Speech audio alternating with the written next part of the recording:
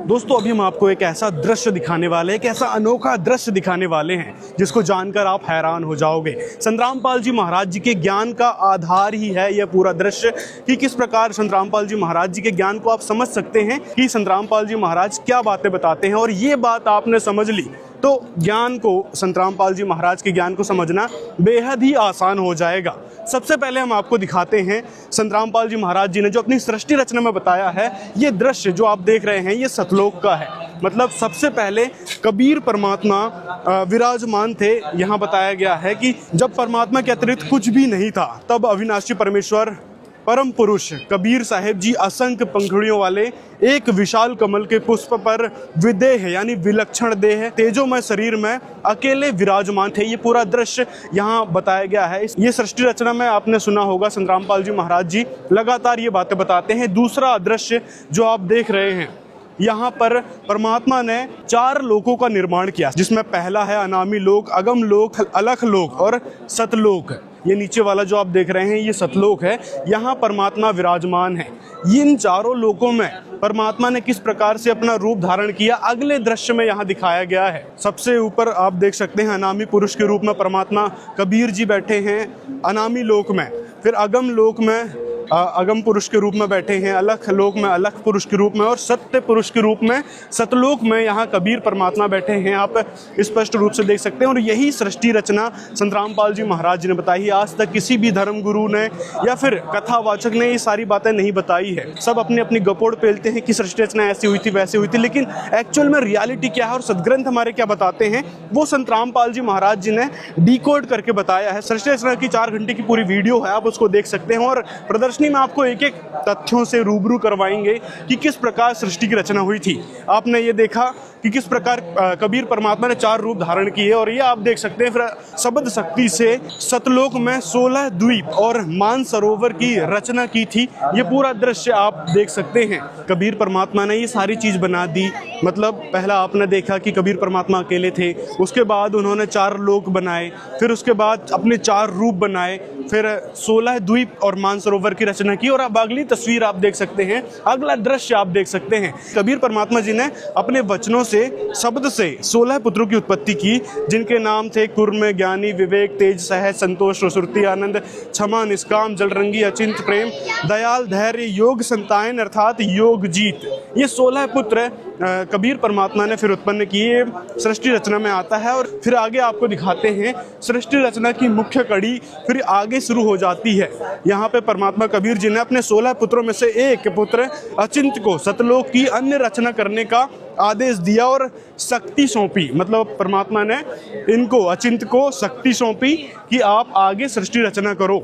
और फिर आगे आपको दिखाते हैं अचिंत ने अपनी सहायता के लिए अपने वचन यानी शब्द शक्ति से एक पुरुष, अक्षर पुरुष यानी परब्रह्म की उत्पत्ति की। यहाँ पर दोस्तों अचिंत ने, जो कबीर परमात्मा ने एक पुत्र को आज्ञा सौंपी थी कि आगे आप सृष्टि रचना करो इस सतलोक में, जो निचले वाला लोक था बेसिकली, तो वहां पर अचिंत ने फिर अक्षर पुरुष को उत्पन्न किया अपनी शब्द शक्ति से। यहाँ पर किसी प्रकार से माता से जन्म नहीं होता, यहाँ शब्द शक्ति से अचिंत ने अक्षर पुरुष को बनाया था सतलोक में ही। ये सारा सतलोक का दृश्य चल रहा है।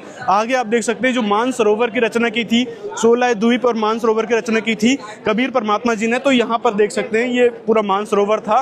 फिर जो अक्षर पुरुष, जो अचिंत ने अक्षर पुरुष को बनाया था, वो अक्षर पुरुष मान सरोवर में आके लेट गया, मतलब सो गया, उसको निद्रा आ गई। बेसिकली स्नान करने आया था, आनंद लेने के लिए आया था, लेकिन उसको निद्रा आ गई, वो सो गया। वहां पर श्वासों से शरीर नहीं है। ये बात संत रामपाल जी महाराज बार बार प्रमाणित करके बताते हैं। और यही बात कबीर सागर में लिखी है कि वहां पर सतलोक में श्वासों से शरीर नहीं है। जैसे हम यहाँ श्वास लेते हैं तो वहां श्वासों से शरीर नहीं है, तो यहाँ पर इस मान सरोवर में ये अक्षर पुरुष सो गया। अब अचिंत से ये अक्षर पुरुष उठा नहीं, कई युगों तक सोते रहा। अचिंत की ही प्रार्थना पर अक्षर पुरुष को जगाने के लिए परमात्मा कबीर जी ने मान सरोवर के अमृत जल से एक अंडा बनाया, उसमें एक आत्मा प्रवेश की और अंडे को मान सरोवर जल में छोड़ दिया। ये आप देख सकते हैं, गुड़ू गुड़ू करके जैसे अंडा जो है मान सरोवर में आया, इसके अंदर प्रवेश किया, इसकी एकदम निंद्रा भंग हो गई। और अगली तस्वीर, अगला दृश्य आप देख सकते हैं यहाँ पर किस प्रकार से इसकी अक्षर पुरुष की निंद्रा भंग हुई और उसके प्रकोप प्रकोप से ये अंडा 2 टुकड़ों में विभाजित हो गया और उससे क्षर पुरुष उत्पन्न हुआ। अब दोस्तों ये क्षर पुरुष कौन है? ये क्षर पुरुष वही है जिसको गीता ज्ञान दाता कहा जाता है। गीता अध्याय 11 के श्लोक 32 में काल भी कहा गया है और इसकी हजारों भुजाएं हैं। इसे सहस्त्र बाहु कहा गया है गीता अध्याय 11 के श्लोक 46 में। तो ये वो काल था। ये सतलोक का दृश्य आपको दिखा रहे हैं। यहाँ पर काल की इस प्रकार से उत्पत्ति हुई थी अंडे से। अंडा गुड़गुड़ करके गया, इसके प्रकोप से, अक्षर पुरुष के प्रकोप से अंडा फूट गया और फिर ये क्षर पुरुष निकला उस अंडे से। फिर आगे आप देख सकते हैं, आगे आपको ये दृश्य अनोखा दिखेगा, बहुत ही दुर्लभ दृश्य है।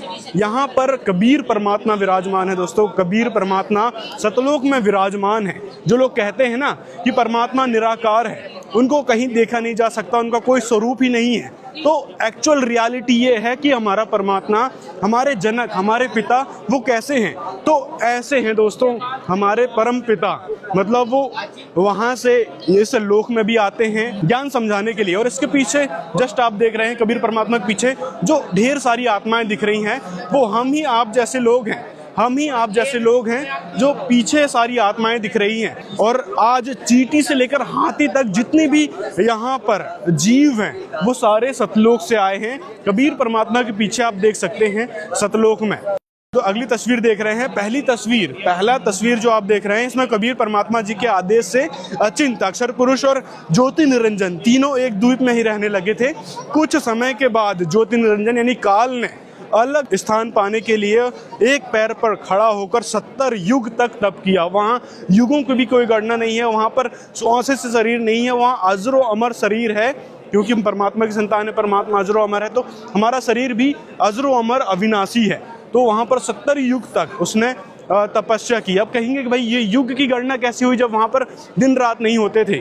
तो यहाँ के युगों के हिसाब से बताया गया है कि यहाँ का जो 70 युग आप जो समझते हो ना, तो वो युग सतलोक में, उस युग के हिसाब से सतलोक में उसने 70 युग तक एक पैर में खड़ा होकर तपस्या की थी। और पीछे आप जो आत्माएं देख रहे हैं ना, हम जैसी आप जैसी आत्माएं थी जो उसको देखकर उस पर अट्रैक्ट हो रहे थे। जैसे कि कोई कलाकार आ जाता है, एक्टर आ जाता है, उसको हम देखते हैं कि उस पर देखते ही अट्रैक्शन बनता है, अट्रैक्ट होने लगते हैं। उसके नाच गाने को देखते हैं, फिल्म देखते हैं तो फिल्म देखकर अट्रैक्शन बनता है, हम उस पर प्रभावित हो जाते हैं, उनका फैन बन जाते हैं एक प्रकार से। तो इसी प्रकार से हम क्षर पुरुष के फैन बन चुके थे। आप पीछे हम आप जैसी आत्माएं हैं जो पीछे इसको लगातार देख रही थी।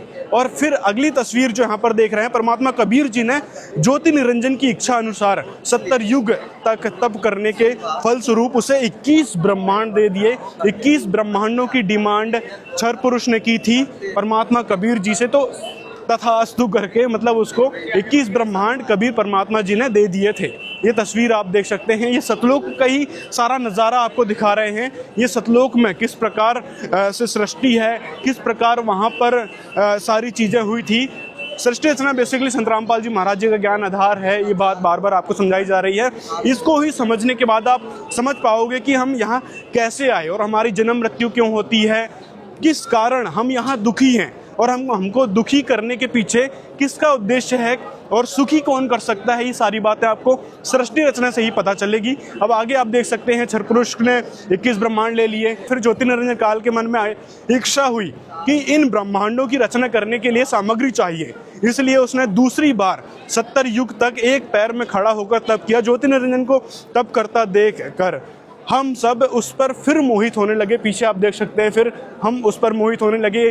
दूसरी बार वो फिर तपस्या कर रहा था। फिर परमात्मा ने उसे 5 तत्व और 3 गुण दिए, जिसमें रजगुण, सतगुण और तमगुण, और ये है पृथ्वी, जल, आकाश, वायु। ये 5 तत्व और 3 गुण कबीर परमात्मा ने उसको 70 युग तक तपस्या जो उसने की हटियो करने लगा। मतलब एक जिद कह सकते हैं, उसने जिद कर दी थी एक पैर से खड़ा होके। और फिर परमात्मा ने फिर उसकी जिद स्वीकार की और बता भाई तेरे को क्या चाहिए करके उसको ये सामग्री दी।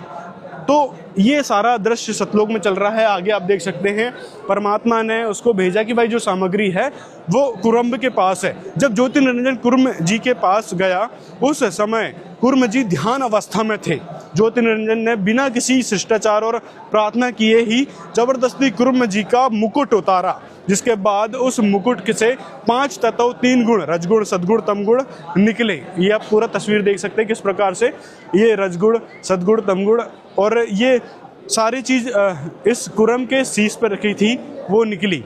अब आगे हम आपको दिखाते हैं, इसने झीना चपटी करके तो ये सारे 5 तत्व और 3 गुण ले लिए। आगे आप देख सकते हैं इसने फिर से तपस्या प्रारंभ कर दी, मतलब फिर से हठ योग करना शुरू कर दिया। 21 ब्रह्मांड की रचना करने के बाद ज्योति निरंजन ने सोचा कि कुछ आत्माएं भी होनी चाहिए, अकेले का मन नहीं लगेगा। इसलिए ज्योति निरंजन काल ने तीसरी बार 64 युग तक तप किया। एक पैर पर खड़ा होकर इसने 64 युग तक फिर तप किया। मतलब तीसरी बार ये तप देखने को मिलेगा आपको। आत्माओं को पाने के लिए, हम जैसी आप जैसी जो आत्माएं थी उनको पाने के लिए कि मैं अपने जो 21 ब्रह्मांड हैं, जिसको 3 गुण 5 तत्व मिल रखे हैं, उसके जरिए वहाँ पर खेला करेगा जो भी है। तो इसके लिए इनने आत्मा भी मांगी कि हम वहाँ घुमा फिरा करेंगे। लेकिन अब ये जो गुण है ना, जो 5 तत्व 3 गुण हैं, ये इस पर हावी होने लगे, क्योंकि इसको स्वाभाविक रूप से तो दिए नहीं गए थे, इसने जबरदस्ती लिए थे। तो ये गुण इन पर हावी होने लगे, इस क्षर पुरुष पर हावी होने लगे, जिस कारण इसने आगे बहुत सारे कुकर्म किए। और इस कारण हम आगे दुखी होते हुए आ रहे हैं। और किस प्रकार इस पर ये गुण हावी हुए हैं, अगर ये सच में प्रार्थना करके शिष्टाचार पूर्वक ये सामग्री मांगता और कुर्म जी उसको देते, तो एज इट इज हम सतलोक नहीं रहते, वहाँ पर परमात्मा भी हमारे साथ होते, वहाँ सब कुछ होता। लेकिन इसने वहाँ शिष्टाचार भंग किया और जबरदस्ती ये सामग्री छीनी। इस कारण फिर ये सारे गुण इसके कंट्रोल से बाहर हो गए और इस पर हावी होने लगे। और इसी कारण इसने ये आगे सारी करामात की है, आपको आगे दिखाते हैं। फिर आगे आप देख सकते हैं, इस 64 युग तप करने के बदले कबीर परमात्मा से इसने प्रार्थना की कि मुझे कुछ आत्माएं दे दो परमात्मा जी। लेकिन परमात्मा जी ने कहा कि सभी प्रिय हंस आत्माएं मेरा अंश है, मैं उन्हें किसी भी तप जप साधना के प्रतिफल में नहीं दे सकता। अगर कोई हंस आत्मा अपनी इच्छा से तुम्हारे साथ जाना चाहती है तो वो जा सकता है। ये बात कबीर परमात्मा ने क्षर पुरुष से कही, जो आत्माओं की डिमांड कर रहा था परमात्मा से 64 युग तप करने के बदले। तो कबीर परमात्मा ने स्पष्ट रूप से मना कर दिया। लेकिन ये भी कह दिया, ऑप्शनल दे दिया कि भाई जो आपसे अट्रैक्टेड हैं कबीर परमात्मा, क्योंकि उस समय भी चेताए करते थे कि आप इसकी ड्रामेबाजी को मत देखो, बार बार चेताया करते थे। लेकिन कुछ आत्माएं हैं हम जैसी समझ नहीं पाई परमात्मा के उस संकेत को। फिर आगे कितनी दुर्गति हुई है आप देख रहे हैं संसार में, चारों तरफ किस प्रकार से हाहाकार मची हुई है। आगे आप ये देख सकते हैं, कबीर परमात्मा और क्षर पुरुष, हम जैसी आत्माओं, आप जितने भी ये हाथी से लेकर चींटी तक जितने भी जीव जंतु हैं, पेट शरीर के अंदर जितने भी जीव जंतु हैं, सभी आत्माएं सतलोक में थी। हमारे सामने ये क्षर पुरुष और परमात्मा जी आए, उन्होंने कहा कि भाई हाँ भाई बताओ कौन कौन आत्माएं हैं जो इस क्षर पुरुष के साथ जाना चाहती हैं। अब जो 70 युग तक और 64 युग तक इसने तप किया था ना, उसको तो हम देख रहे थे कि देखो ये कितना तपस्या कर रहा है और क्या क्या चीज सामग्री ले ली, तो उस पर हम अट्रैक्ट होने लगे थे। जिस प्रकार अभी एक्टर पे अट्रैक्ट होते हैं, हीरो हीरोइंस पर अट्रैक्ट होते हैं, उसी प्रकार हम इस पर अट्रैक्ट हो गए। हमारे लिए हीरो बन गया था, तो हम सब इसके साथ जाने के लिए उत्सुक हो गए। और फर्स्ट जो आप आत्मा देख रहे हो, उसने हाथ खड़ा किया था, पहली इसने आत्मा ने हाथ खड़ा किया था। इसकी देखा देखी आगे आप देख सकते हैं, हम सभी ने हाथ खड़ा कर दिया कि भाई हम भी जाना चाहते हैं इस क्षर पुरुष के साथ। तो परमात्मा की दृष्टि से हम पहले ही गिर चुके थे, क्योंकि परमात्मा का कहना, परमात्मा के आदेश, परमात्मा के संदेश, संकेत को हमने समझ नहीं पाए थे। तो जिस कारण परमात्मा के दिल से हम पहले ही उतर चुके थे। लेकिन परमात्मा फिर भी समझा रहे थे, सचेत कर रहे थे कि आप जो है परमात्मा के बच्चे हो, अंश हो, आप यहाँ रहो, मौज मस्ती करो। लेकिन कहते हैं ना, जब ज़्यादा मौज मस्ती हो जाती है, ज़्यादा सुख हो जाते हैं, तो फिर ये वहाँ भी निज मन काम करता है। तो ये मन जो है ना बकवास करने लगता है, किसी पे भी अट्रैक्ट होने लगता है, बकवास करने को देखता है। ये बात गुरुजी संतरामपाल जी महाराज सत्संग में बार बार बताते हैं और सृष्टि रचना में भी सारी चीज़ें बताई गई है। आगे आप देख सकते हैं, जो सबसे पहले जिसने हाथ खड़ा किया था उसको तो एक स्त्री रूप में बना दिया। और स्त्री रूप, अब ये भी कहेंगे भाई परमात्मा ने उस आत्मा को स्त्री रूप क्यों बनाया, एक पुरुष का रूप बना भी सकते थे। पुरुष का रूप बनाते तो यहाँ पर ये सारी चीजें होती नहीं, हम दुखी नहीं होते। तो कारण था कि कबीर परमात्मा ने इस क्षर पुरुष की परीक्षा लेनी थी कि ये सतलोक में रहने लायक भी है या नहीं, या फिर इसके अंदर जो 3 गुण 5 तत्व है वो ज्यादा ही हावी हो चुके हैं, उसको कंट्रोल ये कर सकता है या नहीं कर सकता। इसको देखने के लिए कि उस आत्मा को स्त्री रूप में बनाया, जो आगे चलकर प्रकृति देवी दुर्गा इस नाम से प्रसिद्ध होगी। आगे आपको और दिखाते हैं तो ये चीज़ आपको क्लियर होगी कि भाई स्त्री का रूप क्यों बनाया था, पुरुष का रूप भी बना सकते थे। ये बात हर किसी के मन में रहती कि भाई कबीर परमात्मा ने स्त्री रूप क्यों बनाया, उसका तो भाई आप कबीर परमात्मा जो है पुरुष का रूप बना सकते थे। तो ये क्लियर हो गया होगा कि परीक्षा लेने के उद्देश्य से कबीर परमात्मा ने उस आत्मा को स्त्री रूप में बनाया। देवी दुर्गा जी का सुंदर युवा शरीर देखकर ज्योति निरंजन काल प्रकृति देवी यानी देवी दुर्गा जी के साथ अभद्र गतिविधि करने लगा। ये अभी अभद्र गतिविधि क्यों करने लगा, कि उसका कारण था वो जो 3 गुण है ना वो इस पर हावी होने लगे, इसके कंट्रोल से बाहर होने लगे थे। तो उसके कारण ये फिर अभद्र हरकतें करने लगा देवी दुर्गा के साथ। मतलब ये वही हंस आत्मा जिसने पहली बार हाथ खड़ा किया था और अब यहाँ पर रो रहा है कि भाई देखो ये क्या क्या बनी मेरे साथ। आगे आप देख सकते हैं ये देवी दुर्गा जो है उसके पेट में चली गई फिर कि किसी प्रकार से तो बचाव हो, इस दुष्ट से कैसे बचा जाए। तो फिर परमात्मा से अंदर आप देख सकते हैं उसके पेट के अंदर रह के और प्रार्थना कर रही है परमात्मा से वो आत्मा कि परमात्मा मुझे बचाओ।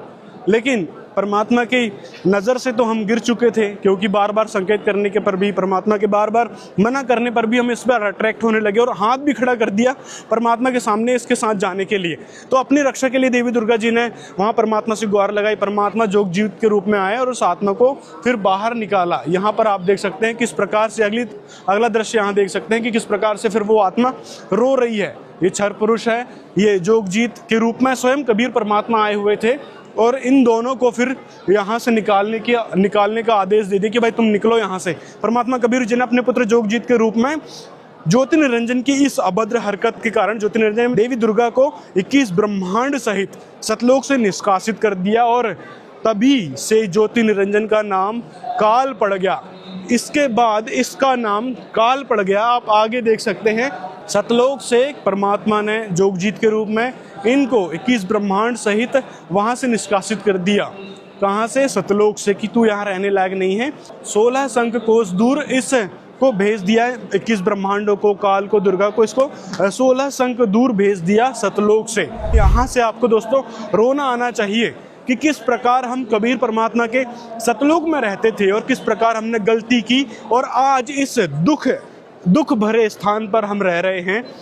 परमात्मा को भुला चुके थे, परमात्मा से हम मोह हटा चुके थे, परमात्मा का कहना नहीं मान रहे थे। इस कारण परमात्मा ने दुखी होकर हमको वहाँ से निकालना पड़ा। तो परमात्मा की तो हम अंश आत्मा थी, परमात्मा के हम अंश थे, हंस थे। वहाँ पर अपने बच्चे कितने प्रिय होते हैं एक पिता को, वो आप खुद समझ सकते हैं।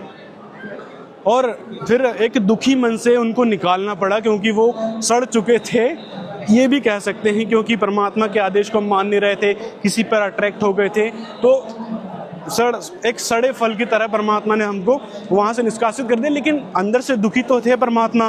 तो परमात्मा दुखी होने के कारण फिर हमको बार बार यहाँ समझाने के लिए आते हैं। हर युग में, सतयुग में सत सुकृत गए टेरा, त्रेता नाम मुनिंदर मेरा, द्वापर में करुणा में कहाया और कलयुग नाम कबीर धराया। हर युग में परमात्मा बार बार अपनी आत्माओं को समझाने के लिए आते हैं, वापस सतलोक ले जाने के लिए आते हैं। अब आपको आगे हम दिखाते हैं इस दृश्य में सृष्टि रचना में कबीर परमात्मा ने, संतरामपाल जी महाराज जी ने जो स्पष्ट रूप से कबीर सागर में लिखा है, संतरामपाल जी महाराज जी ने सत्संग में बताया है।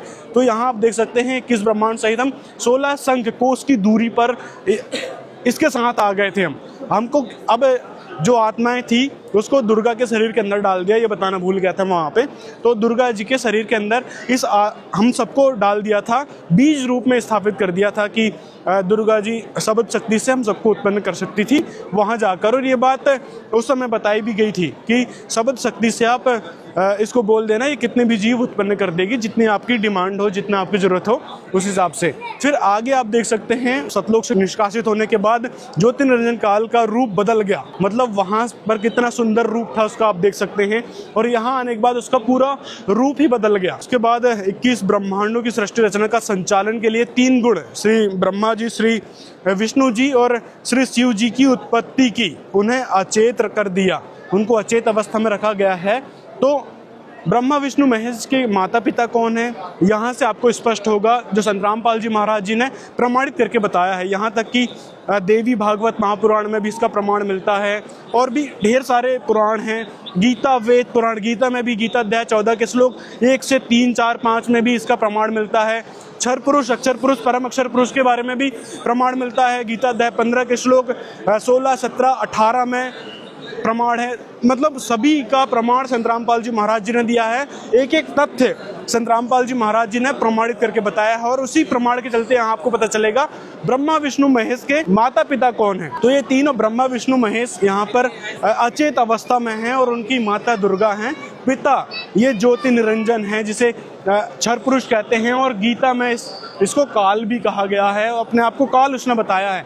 तो ये देखो, इस प्रकार से उसका पूरा रूप ही बदल गया, और फिर इन दोनों की मिली भगत से ये हुआ, ये तीनों देव उत्पन्न हुए, रजगुण ब्रह्मा, सदगुण विष्णु, तमगुण शिव जी। फिर आगे आपको दिखाते हैं, ये पूरा सृष्टि का संचालन कार्य यहाँ से शुरू होता है। आगे आप देख सकते हैं कि किस प्रकार से ज्योति निरंजन काल ने देवी दुर्गा से अपने अव्यक्त रहने की प्रतिज्ञा की, और कहा कि आज के बाद मैं किसी को अपने वास्तविक रूप में दर्शन नहीं दूंगा, और अब तुम सृष्टि संचालन करो। ये प्रतिज्ञा लेकर ये गुप्त रहने लगा, क्योंकि इतना खतरनाक इसका रूप है, देखकर लोग वैसे ही डर जाएंगे।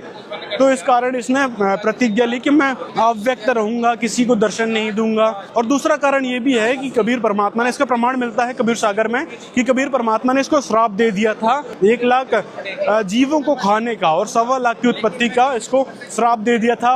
अब ये सबके सामने तो खा नहीं सकता, इसको पता है कि भाई ये हमारी डेथ क्यों हो रही है, जन्म मृत्यु क्यों हो रही है। तो कारण यही है कि इसको 1 लाख जीव खाने पड़ते हैं। तो ये सारा प्रकरण संतरामपाल जी महाराज जी ने अपनी सृष्टि रचना नामक वीडियो में बताया है, वो भी प्रमाण के साथ कि किस प्रकार इसको श्राप मिला।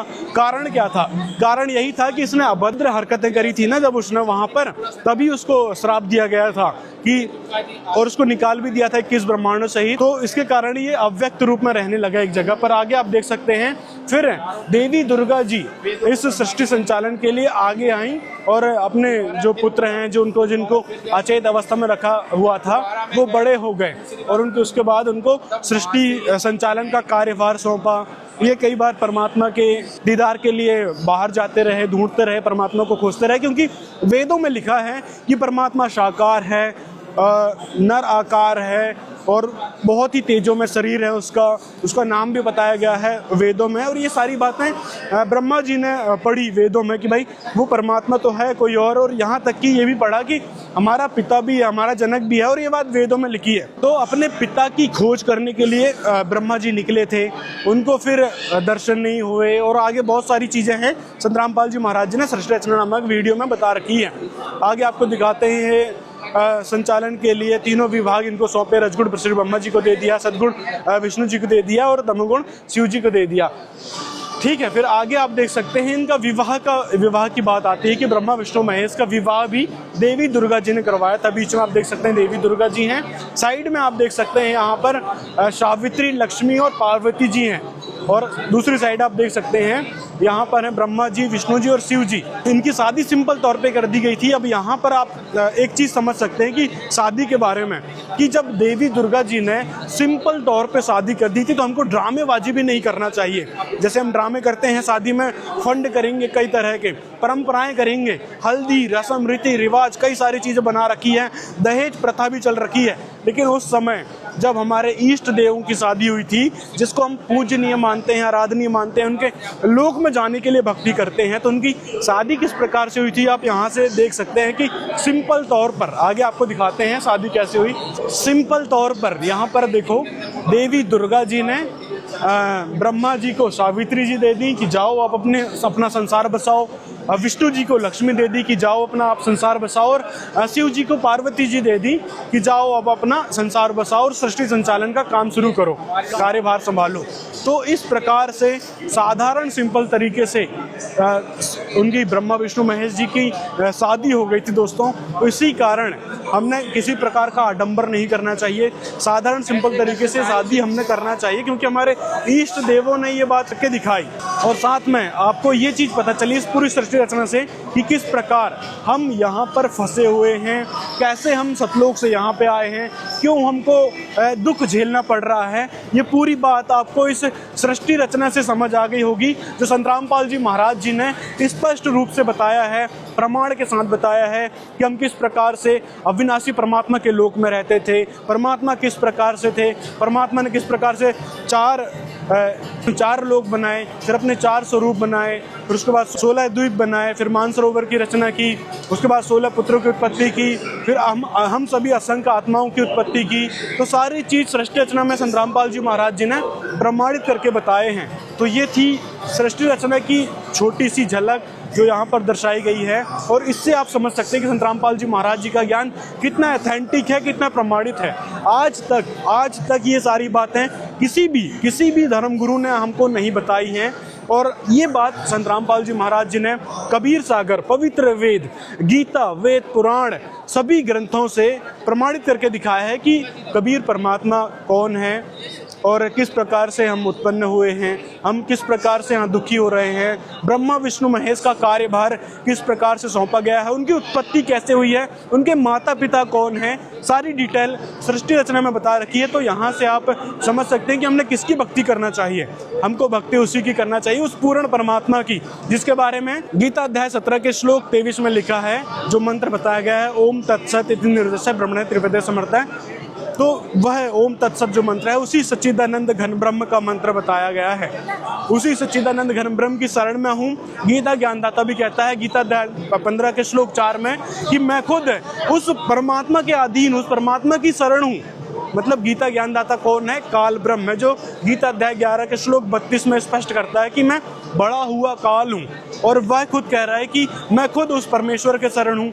और पर शरण में होने की क्या है कि भाई वो सतलोक से आया है तो उसकी शरण था। तो ये सारी चीज़ें डिटेल में जानकारी संत रामपाल जी महाराज जी ने बताई है अपने सत्संग प्रवचनों में, और भी डिटेल में जानने के लिए आप उनके सत्संग जरूर सुने। और ये सृष्टि रचना वीडियो है, इसको देखें, प्रमाण भी मिलेंगे आपको कि कहाँ क्या प्रमाण है, और जो पुस्तक में लिखा है, जो हमारे ग्रंथों में लिखा है, वो ऑथेंटिक माना जाता है, ना कि लोकवेद जो सुनी सुनाई बातें हैं उसको हमने नहीं स्वीकार करना चाहिए। प्रमाणित बातें स्वीकार करो और पूर्ण परमात्मा की भक्ति हमने करना चाहिए। ये तो डमी गॉड बताए गए हैं, ये खुद ब्रह्मा विष्णु महेश काल ब्रह्म दुर्गा जी के अधीन है, दुर्गा जी काल ब्रह्म परमात्मा के अधीन है, परमात्मा की हमने भक्ति करना है। मिलते हैं अगले वीडियो में। जी कोई और आपके क्वेश्चन हो तो कमेंट में पुटअप कर सकते हैं, कमेंट में अपनी राय बता सकते हैं।